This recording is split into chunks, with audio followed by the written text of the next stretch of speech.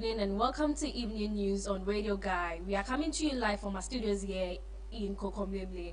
And now to the headlines. The running mate of the NDC flag bearer, Professor Nana Jane Opoku Ajiman, has demanded the growing state of insecurity in the country. Now, the Vice President of the Republic of Ghana, Dr. Mahamudu Bawumia, says the Akufo-Addo administration has significantly reduced the hardship of Ghanaians. There have been clashes for a second night in Wisconsin, with buildings and cars set alight following the police shooting of the black man on Sunday. Well, details of these and more coming up shortly. Do stay with us. And now to our first story. My name is Miriam Ashwebia Kobla. And now to our first story. The Vice President of the Republic of Ghana, Dr. Mahamudu Bawumia, says the Akufo-Addo administration has significantly reduced the hardship of Ghanaians.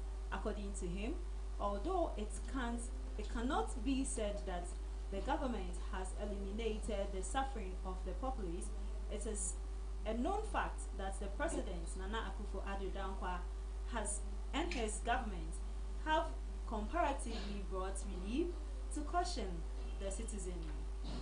Now, citing the government's free SHS policy, stable electricity supply, and the payment of teachers' allowance and trainees' allowances, among others, Dr. Bawumia says was optimistic the living conditions of Ghanaians will ultimately be better in the second term of the Akufo-Addo administration.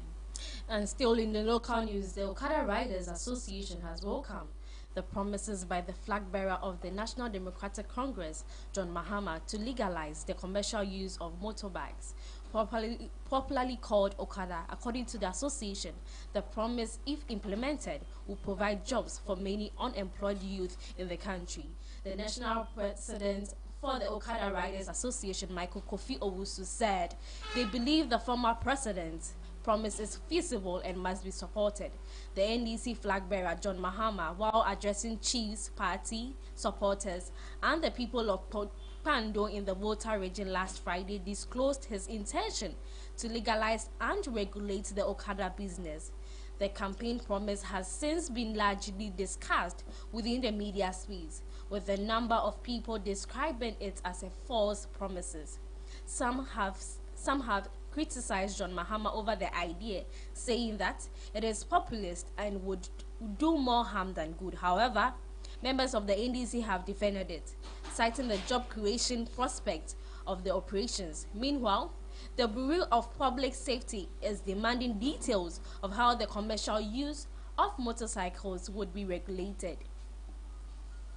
Now, the running mate of the National Democratic Congress flag bearer, Professor Nana Jane Opoku Ajiman, has bemoaned the growing state of insecurity in the country.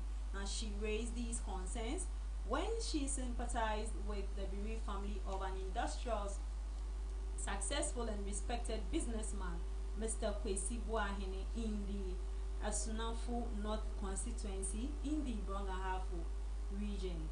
Now, Mr. Boahene, an established timber contractor and a member of the NDC, was shot and killed by unknown persons last Friday as he returned home from work. Now, while sympathizing with the bereaved family, Professor Nana Opoku Ajiman indicated that the state of insecurity in the country is increasingly causing Ghanaians' life to live in fear, and that it should no longer be tolerated. Professor Opoku Ajiman briefly suspended her campaign tour of the Ahafo region to visit the bereaved family at Mim. She also observed that it was absolutely devastating for a breadwinner of a family to be killed by such a terrible manner. Mr. John Mahama's running mate stated further that the security architects must do more to protect citizens and safeguard the stability of Ghana. And moving away from local news now to entertainment, musician Miss Well has reacted after news of her arrest and detainment went viral on social media. The musician shared on her social media of herself in a night dress ready for bed with a caption, "If you prayed for my downfall, you should get a refund back." Her post is a subtle denial that she has been arrested and detained at the police CID. But earlier reports were rife on social media that the singer has been arrested based on charges of defamation that was filed against her by Stacey Amartin, wife of Kofi Ochiamin.